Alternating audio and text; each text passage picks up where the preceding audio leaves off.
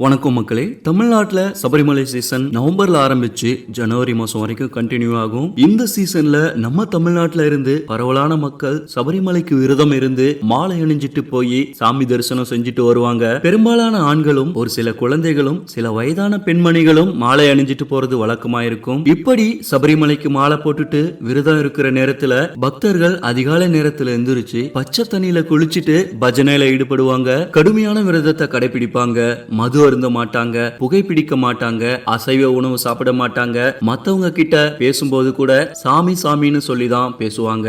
அவ்வளோ ஏன் ஒரு வணக்கம் சொல்லணும்னா கூட சாமி சரணம்னு தான் சொல்லுவாங்க. இந்த காலகட்டத்துல தமிழ்நாடோட மூளை முடுக்கெல்லாம் ஒரே பக்திமயமா இருக்கும். விரதத்தை முடிச்சிட்டு இருமுடி கட்டி கேரளாவில் இருக்கிற ஐயப்பசாமி கோயிலுக்கு போயிட்டு திரும்பி வர வழியில இருக்கிற சுற்றுலா தலங்களை எல்லாம் அப்படியே ஒரு குட்டி டூர் அடிச்சுட்டு ரிலாக்ஸா வந்து சேருவாங்க. இது உலகறிஞ்ச விஷயம்தான். ஆனா இந்த வருஷம் கரெக்டா சபரிமலை சீசன் ஆரம்பிக்கிற நேரத்துல கேரளால ஒரு பிரச்சனை உருவாகி இருக்கு. கிட்டத்தட்ட 30 பேருக்கு மேல உயிர் பலி வாங்கி இருக்கிற மூளை காய்ச்சல் பிரச்சனை தான் அது. இது ஒரு விதமான மூளையை தின்னக்கூடிய தண்ணீரில் உயிர் வாழும் அமீபாவினுடைய தாக்குதலால ஏற்படக்கூடிய மரணத்தை விளைவிக்கக்கூடிய கொடிய நோய்னு சொல்றாங்க மருத்துவர்கள். பாக்டீரியாவும் அல்லாத வைரஸும் அல்லாத இரண்டுக்கும் இடைப்பட்ட ஒரு விதமான கிருமி தான் இந்த மூளையை தின்னும் அமீபான்னு சொல்றாங்க. பொதுவா இந்த அமீபாவானது நீர்நிலைகள்ல உயிர் வாழக்கூடிய ஒரு உயிரினமா இருக்கு. அதாவது ஆறு, குளம், குட்டை, தேங்கி இருக்கிற நீர்னு மட்டும் இல்லாம தொடர்ந்து ஓடிக்கிட்டு இருக்கிற ஆற்று நீர்லையும் உயிர் வாழக்கூடிய ஒரு விதமான கிருமின்னு சொல்லப்படுது. சரி, இந்த கிருமிகள் நீர்நிலைகள்ல மட்டும்தான் உயிர் வாழுமான்னு கேட்டா அதுதான் இல்லைங்க. நிலத்திலையும் இந்த மூளையை சாப்பிடக்கூடிய அமீபாக்கள் உயிர் வாழும்னு சொல்றாங்க மருத்துவர்கள். சரி, இந்த அமீபாவினுடைய தொற்று எப்படி ஏற்படும்? காற்றின் மூலம் பரவுமா, இல்ல தண்ணியில இறங்கின உடனே கை கால் தோல் மூலமா ஊடுருவி உடம்புல வந்து தொற்றுக்கிட்டு பிரச்சனைகளை ஏற்படுத்துமான்னு கேட்டா அதுதான் இல்லைங்க.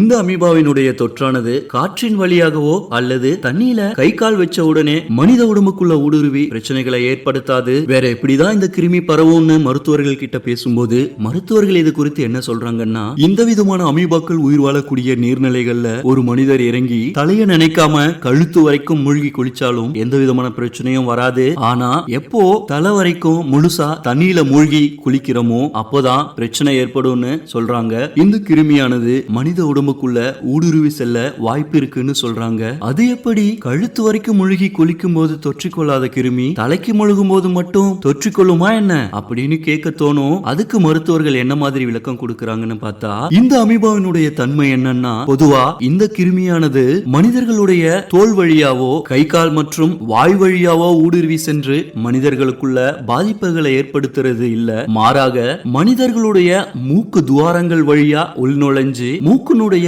2 துவாரங்களுக்கு இடைப்பட்ட தடுப்பு சுவர் போல இருக்கிற அந்த பகுதியை தொலைச்சுக்கிட்டு அங்க இருக்கிற நரம்புகள் வழியா நேரடியா மூளையில போய் உட்கார்ந்துக்கிறது தான் இந்த அமீபாவினுடைய இயற்கையான அமைப்பா இருக்குன்னு மருத்துவர்கள் சொல்றாங்க. இப்படி மூக்கு துவாரம் வழியாவோ அல்லது காது துவாரங்கள் வழியாவோ நேரடியா மூளைக்குள்ள போய் உட்கார்ந்துக்கிற இந்த அமீபாவானது ஒரு கரையான் அரைக்கிறது போல கொஞ்சம் கொஞ்சமா மனிதர்களுடைய மூளையை சாப்பிட ஆரம்பிக்கும்னு சொல்றாங்க. இதை கேட்கும் போதே ஏதோ ஹாலிவுட் படத்துல வர கம்ப்யூட்டர் கிராபிக்ஸ் காட்சியை பாக்குறது போல பீதி ஆகுது இல்ல?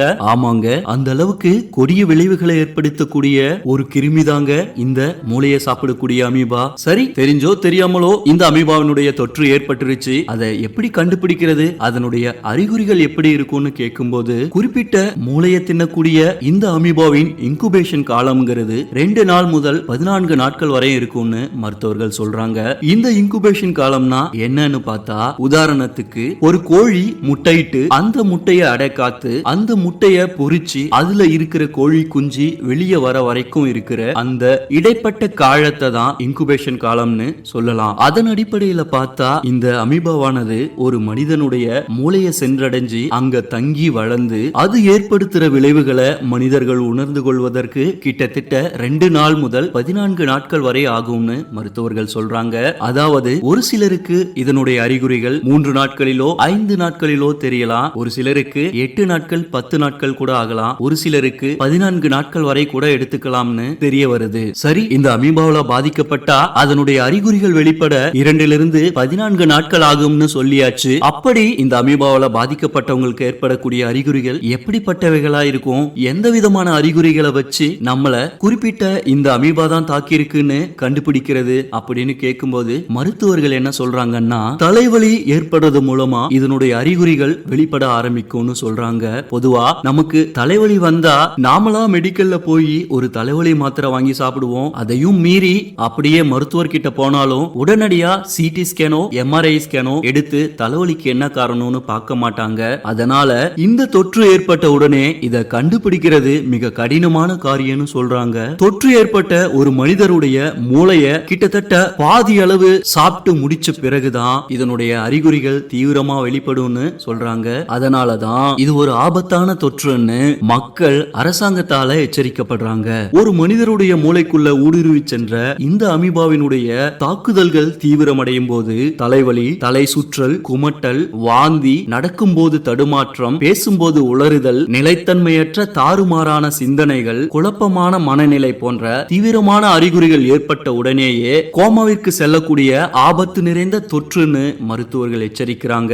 அது மட்டும் இல்லாம இந்த அமீபாவால பாதிக்கப்பட்ட ஒருத்தரை உயிர் பிழைக்க வைக்கிறதுங்கிறது கிட்டத்தட்ட சாத்தியம் இல்லைன்னு மருத்துவர்கள் சொல்றாங்க. வெறும் 2-3% மட்டும்தான் உயிர் பிழைக்க வாய்ப்பு இருக்கிறதாகவும் 95% மரணம் நிச்சயம்னு மருத்துவர்கள் கடுமையா எச்சரிக்கிறாங்க. சரி, இவ்வளவு விஷயம் சொல்லியாச்சு. இப்போ இந்த அமீபாவினுடைய தொற்றுல இருந்து நம்மளை எப்படி தற்காத்துக்கிறதுங்கிறத பத்தி மருத்துவர்கள் என்ன சொல்றாங்கன்னு பார்த்தா, இந்த அமீபாக்கள் உயிர் வாழக்கூடிய நீர்நிலைகள்ல குளிக்கிறத தவிர்க்கணும். ஒருவேளை தவிர்க்க முடியாத காரணத்தினால குளிக்க வேண்டிய சூழல் ஏற்பட்டா கழுத்து வரைக்கும் எப்படினாலும் குளிச்சுக்கலாம். தலைய மட்டும் தண்ணிக்குள்ள நனைச்சிடக் கூடாது. அதையும் தாண்டி தலைய நனைச்சுதான் ஆகணுங்கிற சூழல்ல மூக்கு மற்றும் காது, வாய்ப்பகுதியை முழுவதுமாக மூடிக்கொண்டு, அதாவது காற்று கூட புக முடியாத அளவுக்கு மிக இறுக்கமாக மூடிக்கொண்டு தண்ணியில மூழ்கி எழுந்த உடனே சுத்தமான துணியை வச்சு முகம் மற்றும் தலைப்பகுதியை தொடச்சி சுத்தம் பண்ணிக்கணுங்கிறது தான் மருத்துவர்களுடைய ஆலோசனையா இருக்கு. கலங்கிய நீர்நிலைகள்னு மட்டும் இல்லாம சுத்தமான எந்நேரமும் ஓடிக்கிட்டே இருக்கிற ஆத்து நீர்லயும் இந்த விதமான அமீபாக்கள் உயிர் வாழும்ங்கிறதுனால எந்த விதமான நீர்நிலைகள்லயும் குளிக்கிறத தவிர்க்கணும்னு மருத்துவர்கள் எச்சரிக்கையுடன் கூடிய வேண்டுதலை முன்வைக்கிறாங்க.